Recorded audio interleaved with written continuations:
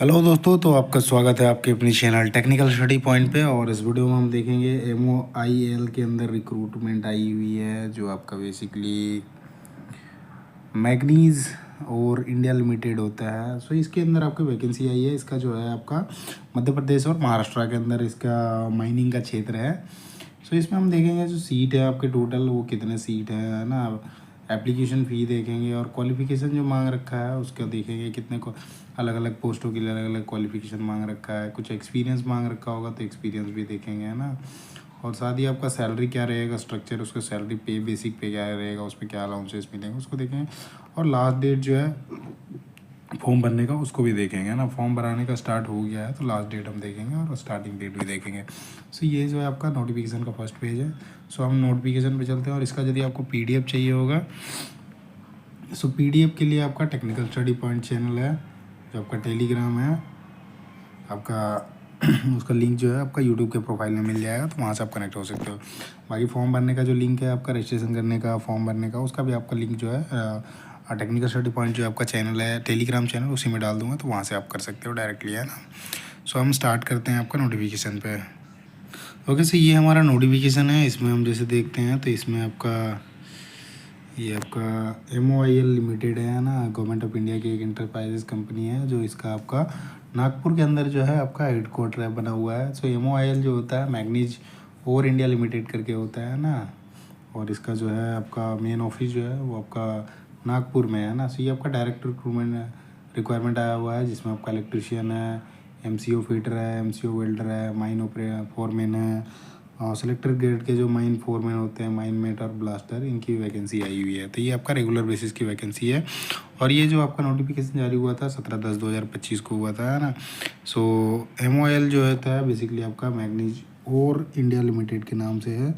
और ये एक आपका PSU कंपनी है, जो आपका मिनिस्ट्री ऑफ स्टील जो गवर्नमेंट ऑफ इंडिया है उसके अंदर आती है ना।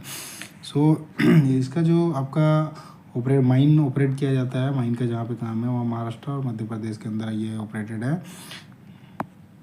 और ये जो प्रोड्यूस करती है आपका इलेक्ट्रोलाइटिक मैग्नीज डाइऑक्साइड जो होता है उसको मैन्युफैक्चर करती है। और 12,000 मेट्रिक टन जो है पर ईयर का होता है इसका, है ना। MOIL प्लान जो किया है कि 3 मिलियन टन जो है 2030 तक उसको जो प्रोडक्शन है उसको बढ़ाने का, है ना। उसके लिए आपका नया माइंस ओपन किया जाएगा, वो सारा है। बाकी इसके लिए जो आपका ऑनलाइन एप्लीकेशन मांग रखा है, जो आपका MOIL के अंदर आया हुआ, जिसमें इलेक्ट्रिशियन के लिए, फीटर के लिए, वेल्डर के लिए, माइन फोरमैन, और जो आपका माइन फोरमैन सेलेक्टेड ग्रेड के हो गए, माइन मेट हो गए, ब्लास्टर हो गया, इनकी डायरेक्ट रिक्रूटमेंट आई हुई है, जिसमें आपका पे स्केल सारा कुछ देखेंगे। इसमें आपका इंपॉर्टेंट डेट्स जो है आपका 17 अक्टूबर से ऑनलाइन स्टार्ट हुआ है और लास्ट जो है आपका 6 नवंबर तक है। 6 नवंबर तक आप फॉर्म भर सकते हैं। इसमें डिटेल बाकी MOIL का वेबसाइट है www.moil.nic.in, इस पर आप करके अप्लाई ऑनलाइन रजिस्ट्रेशन कर सकते हो और फॉर्म को भर सकते हो। तो इसका मैं लिंक जो है दे दूंगा डायरेक्टली फॉर्म भरने का, तो वहाँ से आप डायरेक्टली रजिस्ट्रेशन करके फॉर्म भर सकते हो, आगे का प्रोसेस, है ना। सो इसमें आपका जो भी इंटरेस्टेड कैंडिडेट है MOIL के लिए, वो आपका लास्ट डेट से पहले जो भी आपका डेट है उससे पहले आप एप्लीकेशन डाल दें। और यदि उसके बाद करते हैं तो MOIL इसके लिए कोई भी जिम्मेवारी नहीं लेता है ना। उसके बाद आपका है कैंडिडेट शुड रीड इंस्ट्रक्शन, जो भी दिया हुआ है आपका केयरफुली पढ़े, बाकी वो तो मैं समझा दूंगा, है ना। दूसरे नंबर पॉइंट पे लिख रखा है कि जो भी पोस्ट दिए गए हैं तो डायरेक्ट रिक्रूटमेंट आए हुए हैं उसमें, जिसमें क्वालिफिकेशन एलिजिबल क्राइटेरिया जो डायरेक्ट रिक्रूटमेंट है उसमें देखते हैं। तो सबसे पहले इलेक्ट्रिशियन का आता है, तो ग्रेड 3 का है, इसमें NE3 है। 15 पोस्ट टोटल है, आपका कैटेगरी वाइज पोस्ट दिया हुआ है। इसके लिए जो क्वालिफिकेशन मांग रखा है आपका 10th होना चाहिए। उसके बाद आपका ITI किया हुआ होना चाहिए, इलेक्ट्रिशियन ट्रेड से NTC आपका सर्टिफिकेट होना चाहिए, और 1 साल का इसमें holding valid licence under sub regulation of central electricity authority regulation से मांग रखा है आपका लाइसेंस होना चाहिए। एक्सपीरियंस मांग रखा है 1 साल का, तो यदि आपने अप्रेंटिसशिप भी कर रखा है तो आप इसके लिए एलिजिबल हो, है ना। क्योंकि अप्रेंटिसशिप जो है 1 साल का आपका एक्सपीरियंस प्रोवाइड माना जा रहा है इसमें, कि ITI पास कैंडिडेट जो भी है जिन्होंने अप्रेंटिसशिप कर रखा है उसको एज ए एक्सपीरियंस कंसीडर किया जाएगा, माना जाएगा, है ना। तो 1 साल का एक्सपीरियंस आपने यदि अप्रेंटिस कर रखा है फिर तो कोई दिक्कत ही नहीं है। यदि आपके पास अप्रेंटिस नहीं है तो 1 साल का आपका एक्सपीरियंस चाहिए, है ना। एज लिमिट जो है आपका 30 साल का है, और 30 साल के बाद जो भी छूट लेना है गवर्नमेंट के गाइडलाइंस के हिसाब से, जैसे ST SC OBC और उसको छूट मिलता है, और PWD को छूट मिलता है। तो ST SC के लिए आपका 5 साल का होता है, OBC के लिए 3 साल का, और PWD के लिए 10 साल। स्केल ऑफ पे में आते हैं तो 23,400 से 3% इनका एनुअल इंक्रीमेंट रहेगा। 42,420 तक ये आपका NE3 कोड है ग्रेड का, है ना। उसके बाद आते हैं बी में आपका दे रखा है मैकेनिक कम ऑपरेटर जो ग्रेड 3 है उसका फीटर का। इसमें पोस्ट जो है 35 पोस्ट है, बाकी कैटेगरी वाइज दिया हुआ है इसमें। इसके लिए क्वालिफिकेशन मांग रखा है 10th आपका ITI होना चाहिए, साथ ही आपका अप्रेंटिसशिप या 1 साल का एक्सपीरियंस है, तो आप इसके लिए एलिजिबल है ना। एज इसका सेम है आपका, है ना, एज जो है 30 साल, बाकी जो छूट मिलेगा उसी के हिसाब से स्केल ऑफ पे भी आपका सेम है 23,400, 3% इंक्रीमेंट पर ईयर का 42,420 रुपये तक है ना। अगला जो है आपका मैकेनिक कम ऑपरेटर जो है आपका वेल्डर के लिए ग्रेड 3 का, इसमें भी आपका 4 पोस्ट है और इसके लिए आपका ITI मांग रखा है 10th ITI और 1 साल का एक्सपीरियंस सेम जैसे वैसे मांग रखा है, एज लिमिट सेम है, स्केल ऑफ पे भी आपका सेम ही है ना। देन आते हैं माइन फोरमैन के अंदर, इसमें आपका NE8 का है इसमें ग्रेड पे और 9 पोस्ट है जिसमें कैटेगरी वाइज अलग से दे रखा है। बाकी क्वालिफिकेशन जो है डिप्लोमा मांग रखा है माइनिंग और माइनिंग सर्वेइंग जो प्रोसेसिंग होता है mine foreman, second class manager, first class manager certificate आपके पास कंपिटेंसी का होना चाहिए ना। ये नहीं है तो आपका 10th के पास वैलिड माइन फोरमैन सर्टिफिकेट या फिर second class manager, first class manager certificate होना चाहिए। एक्सपीरियंस जो है 3 साल का एक्सपीरियंस मांग रखा है, इसमें भी आपका माइनिंग फोरमैन हो गया सर्टिफिकेट या सेकंड क्लास सर्टिफिकेट या फर्स्ट क्लास में मैनेजर सर्टिफिकेट होना चाहिए ना। एज लिमिट जो है इसमें आपका 45 साल तक है, बाकी छूट आपको उसके हिसाब से मिलेगा। OBC हो तो 3 साल का, ST/SC हो तो 5 साल का आपको मिलेगा ना। स्केल ऑफ पे में है 26,900 रुपया, 3% का इंक्रीमेंट हर साल का है, 48,770 तक इसका NE8 का जो ग्रेड बैठता है पे स्केल उसमें उसमें होता है। ई नंबर पे देखा है कि आपका सेलिंग GR माइन फोरमैन जो है आपका NE9, इसमें 5 पोस्ट है। इसमें क्वालिफिकेशन जो मांग रखा है BTech का मांग रखा है, वैलिड माइन फोरमैन सर्टिफिकेट होना चाहिए, first class second class manager certificate है तो आपका चलेगा, कम्पिटेंसी होना चाहिए, है ना। जिसमें एक्सपीरियंस मांग रखा है 1 साल का आपका एक्सपीरियंस भी आपके पास होना चाहिए, है ना। यदि ये चीज़ें नहीं हैं तो आपके पास क्या है, डिप्लोमा होना चाहिए माइनिंग से, है ना। डिप्लोमा होने के बाद आपका होना चाहिए, डिप्लोमा होने के बाद माइनिंग सर्वेइंग या processing valid mine foreman certificate second class first class ये भी है, तो आप तब भी एलिजिबल हो इस पोस्ट के लिए, है ना। एक्सपीरियंस इसमें देखते हैं तो 3 साल का एक्सपीरियंस मांग रखा है, जो आपने डिप्लोमा के बाद ये सारे कर रखे हैं तो 3 साल का एक्सपीरियंस होना चाहिए। ये भी नहीं है तो भी आपके पास है कि आपका 10th है तो उसके बाद वैलिड माइन फोरमैन सर्टिफिकेट आपका होना चाहिए और एक्सपीरियंस 6 साल का मांग रखा है इसमें। यदि आपने डिप्लोमा नहीं कर रखा है उस केस में ये 6 साल का एक्सपीरियंस मांग रखा है, और लेकिन ये सर्टिफिकेट मस्ट है ना, माइन फोरमैन सर्टिफिकेट। इसमें एज लिमिट जो है 45 साल है और पे स्केल जो है स्केल ऑफ पे जो है आपका 27,600 से लेकर 50,040 रुपये तक है। एनुअल इंक्रीमेंट जो है 3% का है। देन माइन मैट में आते हैं तो माइनिंग मैट ग्रेड 1 का है, NE5 का है, जिसमें आपका 23 पोस्ट है, बाकी कैटेगरी वाइज दिया हुआ है। इसमें क्वालिफिकेशन मांगा 10th आपका होना चाहिए, प्रोसेसिंग वैलिड माइन सर्टिफिकेट होना चाहिए, कैपेंटेंसी है ना। एक्सपीरियंस मांग रखा है आपका 3 साल का होना चाहिए माइनिंग का, रेप्यूटेड माइनिंग कंपनी का। उसके बाद आते हैं इसमें एज लिमिट जो है 40 साल है, बाकी आपको छूट एज गवर्नमेंट गाइडलाइंस के हिसाब से आपको मिलेगा, है ना।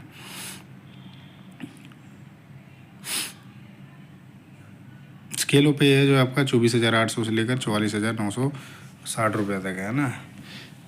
ब्लास्टर के लिए आप देखते हैं तो ब्लास्टर में आपका NE4 का है, 8 पोस्ट है, इसमें अलग कैटेगरी वाइज दे रखा है। क्वालिफिकेशन 10th मांग रखा है, ब्लास्टर का सर्टिफिकेट कॉम्पिटेंसी मांग रखा है, एक्सपीरियंस 1 साल का ब्लास्टर माइनिंग ऑर्गेनाइजेशन में किया हुआ होना चाहिए। एज लिमिट जो है 35 साल तक है, बाकी आपको इसमें आपका अलग से छूट नहीं दे रखा है लिखा हुआ। स्केल ऑफ पेज रहेगा आपका 24,100 से लेकर 43,690 रुपये। एनुअल इंक्रीमेंट जो है आपका 3% का रहेगा, है ना।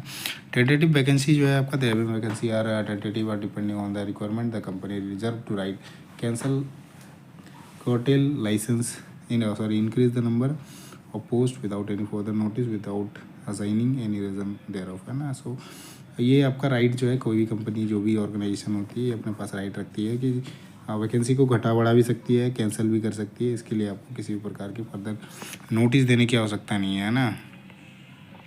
सिलेक्शन प्रोसेस का दे रखा है कि आप एप्लीकेशन सबसे पहले ऑनलाइन करो, है ना, जो भी आपका पोस्ट कर रहे जिस पोस्ट के लिए करोगे उसके लिए, है ना। उसके बाद पर्टिकुलर क्वालिफिकेशन जो मांग रखा है वो आपके होने चाहिए। उसके बाद टेस्ट सिटी में देखते हैं जो आपका एग्ज़ाम सेंटर होगा कहाँ कहाँ दे रखा है। बेंगलोर में है, दिल्ली में है, कोलकाता, मुंबई, नवी मुंबई, थाने में है, MMR है, रीजन जो है आपका मुंबई मेट्रोपॉलिटन रीजन जो होता है उसके अंदर है, चेन्नई है, हैदराबाद है, भोपाल है, रायपुर, नागपुर, ये जगहों पे आपका सेंटर जो है बनाया गया है ना। CBT आपका होगा जिसमें आपका जो क्वेश्चन रहेंगे टोटल 100 मार्क्स के क्वेश्चन होंगे, जिसमें आपका जनरल नॉलेज 10 मार्क्स का है, रीजनिंग है 10 मार्क्स का, 80 क्वेश्चन जो रहेंगे आपका जो आपका प्रोफेशनल क्वालिफिकेशन है वहाँ से आपके क्वेश्चन रहेंगे।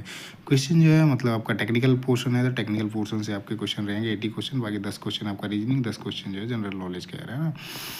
क्वेश्चन जो है आपके हिंदी और इंग्लिश में दोनों में आपको अवेलेबल होंगे, है ना। और सीबीटी में जैसा मार्क्स लेके आते हो उसी के हिसाब से आपका सिलेक्शन होगा। क्वालिफाइंग मार्क्स जो है आपका जनरल कैंडिडेट के लिए जनरल ईडब्ल्यूएस है उसके लिए 50% का, एसटी एससी ओबीसी के लिए, नॉन क्रीमिलियर में जो ओबीसी आते हैं उनके लिए 40% का है। इतना लेके आते हो तो आप क्वालिफाइंग करते हो, बाकी आपका मेरिट जो है जैसे मार्क्स लेके आते हो उसी के हिसाब से होगा, है ना। उसके बाद लिखा रहेगा similarly final list of selected candidate also, जो भी सिलेक्टेड कैंडिडेट होंगे उनका जो है वेबसाइट पे अपलोड कर दिया जाएगा, है ना। दे विल ऑल्सो भी intimated about document verification. Document verification या प्री एम्प्लॉयमेंट मेडिकल एग्जामिनेशन होगा तो आपको ईमेल के द्वारा भेज दिया जाएगा, है ना। एप्लीकेशन फ़ी जो है आपका 295 रुपीज़ लगेगा, जिसमें आपका जनरल ईडब्ल्यूएस और ओबीसी कैंडिडेट को लगेगा, है ना। एसटी एससी कैंडिडेट को किसी प्रकार का, या फिर जो एम्प्लॉय है अभी एमओआईएल के अंदर उनको किसी प्रकार का कोई भी आपका फ़ी नहीं लगेगा, है ना। अपर एज लिमिट तो हमने देख लिया जो भी आपका। अच्छा, गवर्नमेंट गाइडलाइन के हिसाब से जो छूट मिलेगा आपका, जनरल कैंडिडेट है उनको तो कोई छूट नहीं मिलता है। ओबीसी को 3 साल का है, एसटी को 5 साल का है, एक सर्विसमैन है उनको 3 साल का है।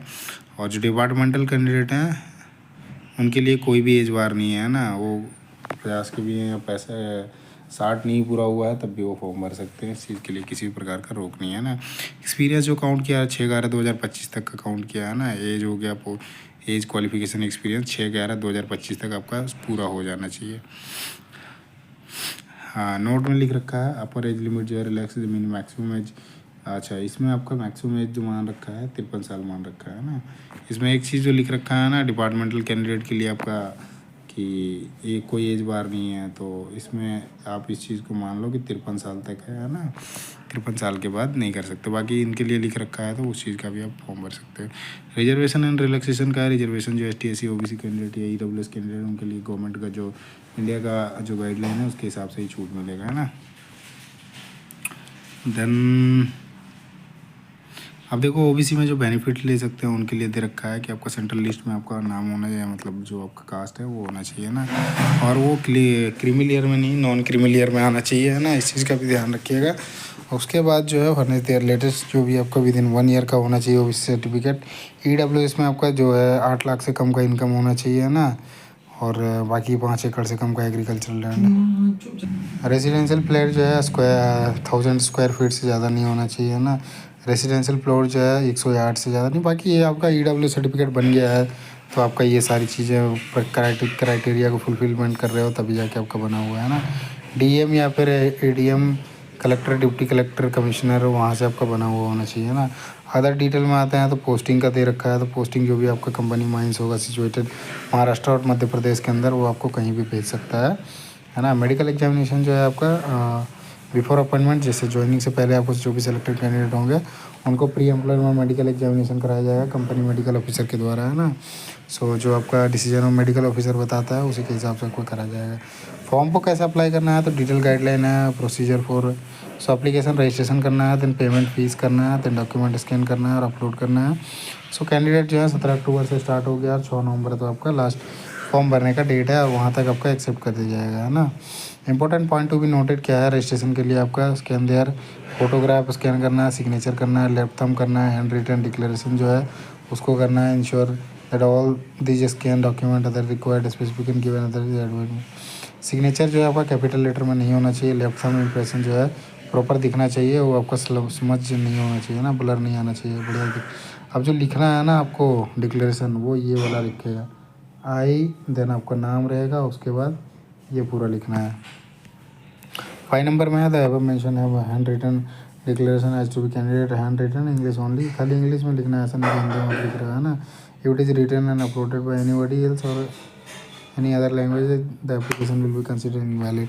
तो आप खुद से लिखोगे और खुद से डालोगे, अदरवाइज आपका इनवैलिड कर दिया जाएगा, है ना। वैलिड पर्सनल ईमेल आईडी, खुद का आपका ईमेल आईडी मोबाइल नंबर होना चाहिए जो कि आपका एक्टिव होना चाहिए। जो भी चीज़ें होंगी जानकारी एमओआईएल के द्वारा जो भेजा जाएगा वो आपके पास पहुंच सके, जिससे, है ना। एप्लीकेशन फ़ी जो है आपका इंटीमेशन चार्ज नॉन रिफंडेबल है। एप्लीकेशन फ़ी आप एक बार सबमिट कर देते हो तो आपका पैसा और रिफंड नहीं होगा, है ना, नॉन रिफंडेबल है। और ये 17 अक्टूबर से लेकर आपका 6 नवंबर तक कर सकते हो। एप्लीकेशन रजिस्ट्रेशन में दे रखा है कि आपको ऑनलाइन ही करोगे, MOIL का वेबसाइट है ये आपका दे रखा है। बाकी ये तो मैं डाल दूंगा यहाँ ना, MOIL.nic.in है, उस पर क्लिक करके कर सकते हैं। क्लिक है आपको न्यू रजिस्ट्रेशन, देन आपका email ID, mobile number, contact number सब डालते हो अपना खुद का। 7 नेक्स्ट करोगे, देन आपका आगे खुलेगा कंप्लीट रजिस्ट्रेशन बटन हो जाएगा। देन जो सर्टिफिकेट मार्कशीट है वो अपलोड करोगे। 7 नेक्स्ट करोगे, जो भी आपका डॉक्यूमेंट है, फ़ोटो है, सिग्नेचर है, सारे अपलोड करोगे। फिर उसके बाद एप्लीकेशन फॉर्म में जाओगे, देन आपका कंप्लीट रजिस्ट्रेशन हो जाएगा। वेरीफाई करोगे, उसके बाद मॉडिफाई करना है तो मॉडिफाई कर सकते हो, अदरवाइज फिर पेमेंट का ऑप्शन आएगा, पेमेंट करोगे, देन क्लिक सबमिट बटन करोगे, सबमिट हो जाएगा। पेमेंट और फी में आएगा, ऑनलाइन मोड में आपका पेमेंट करा जाएगा, डेबिट कार्ड, क्रेडिट कार्ड, या फिर आप इंटरनेट बैंकिंग से भी कर सकते हो, मोबाइल वॉलेट है उससे भी कर सकते हो, है ना।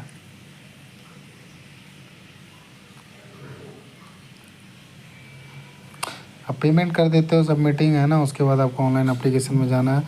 Please wait for the intimation from the server, do not press back नहीं करना है ना, इस चीज़ का भी ध्यान रखना है, नहीं पेमेंट फेल हो जाता है, इस चीज़ का ध्यान रखिएगा। Candidate are required to take print out of the receipt online application form containing fee detail, है ना। Please note that if same can not be generated online transaction, यदि आपको जनरेट नहीं हुआ है तो आपका पेमेंट भी नहीं हुआ है ना, इसलिए इस चीज़ को ध्यान रखिएगा। सो नेक्स्ट जो है आपका, जो क्रेडिट कार्ड यूज़र जो भी हैं उनके लिए Indian rupees, Indian credit card, your bank will convert your local currency based on prevailing exchange rate. तो जो भी हो तो आपका क्रेडिट कार्ड से कर दिया जाएगा, है ना। To ensure the security of your data, please close your browser window once your transaction is complete. जब हो जाता है तो आप उसको प्रिंट आउट करके रख लेना अपने पास PDF फॉर्म में, है ना। There is facility to print application form containing fee detail after fee payment of fee. तो ये चीज़ का गाइडलाइन दे रखा है, जो डॉक्यूमेंट अपलोड करने हैं जो वाले। फोटोग्राफ जो है आपका क्लियर होना चाहिए, कलर पिक्चर होना चाहिए ना। Picture in colour taken against light colour, preferably white background में होना चाहिए। लुक स्ट्रेट, आपका सीधा कैमरे के साइड आपका होना चाहिए। ये तो आपको फ़ोटो को जिससे बनवाओगे वो आपको फ़ोटो बना के दे देगा, है ना। बाकी फ़ोटो का साइज़ जो दे रखा है 20 से 50 KB का होना चाहिए, उससे ज़्यादा का नहीं होना चाहिए, है ना।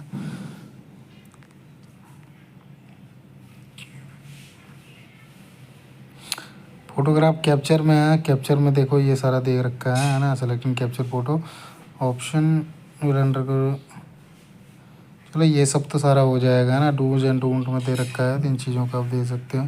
स्मॉल साइज नहीं होना चाहिए इस चीज़ का। लेफ्ट थंब इम्प्रेशन का दे रखा है, इसमें आपका जो है 10 से 20 KB का होना चाहिए, इससे ज़्यादा नहीं होना चाहिए ना। हैंड रिटन डिक्लेरेशन जो है 50 से 100 KB का होना चाहिए। स्कैन जो इमेज होगा वो आपको 20 से 50 KB से ज़्यादा नहीं होना चाहिए। सिग्नेचर जो है कैपिटल लेटर में नहीं होना चाहिए।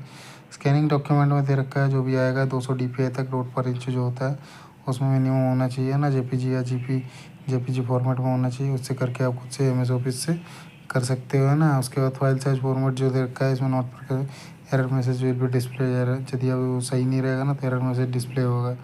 Then while filing online application form candidate will be provide with the link upload is photograph, signature, left thumb impression and handwritten declaration. जब हो जाएगा उसके बाद लेफ्ट थंब इम्प्रेशन जो है इसका आपका 20 से 50 KB का है। ये तो हैंड रिटन का भी बता दिया आपका, है ना। ये आपका 50 से 100 KB का है।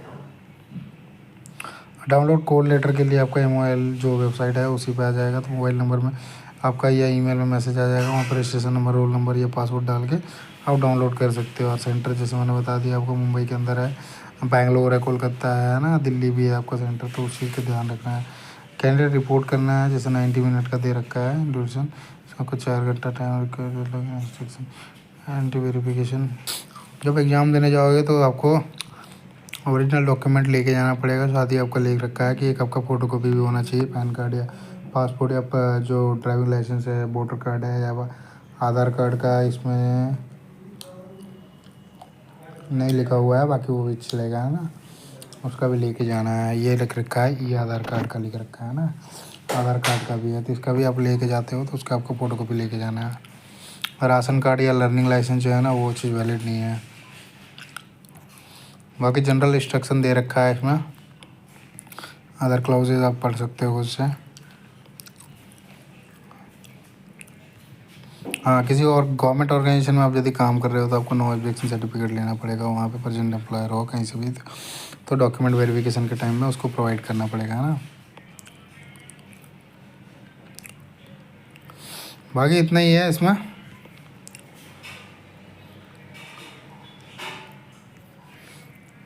कोशिश कीजिएगा जब पेपर देने जाए तो मोबाइल मोबाइल हो गया या फिर कोई भी इलेक्ट्रॉनिक गैजेट लेके नहीं जाना है ना। बाकी ये आपका है जो जेटी आपका जनरल मैनेजर है प्रेस का मोबाइल लिमिटेड नागपुर का, उसने इसका यहाँ पे डेटा दे रखा है। सो इतना ही है। बाकी कुछ डाउट होता है तो आप डाउट कमेंट में लिख दीजिएगा ना, उसका जवाब आपको मिल जाएगा। और इसका पीडीएफ चाहिए होगा तो टेक्निकल स्टडी पॉइंट है, वहाँ पे मैं डाल दूँगा। सो वहाँ से आप डाउनलोड कर सकते हो। और आपका लिंक भी जो है वो लिंक भी आपका प्रोवाइड हो जाएगा फॉर्म भरने का, तो उसका भी उससे भी आप फॉर्म भर सकते हैं ना। बाकी इस वीडियो को यहीं पे एंड करते हैं। और वीडियो कैसा लगा ज़रूर बताइएगा, है ना। वीडियो अच्छा लगे तो वीडियो को लाइक करें, चैनल को सब्सक्राइब करें, साथ ही अपने दोस्तों के साथ शेयर करना ना भूलें। धन्यवाद।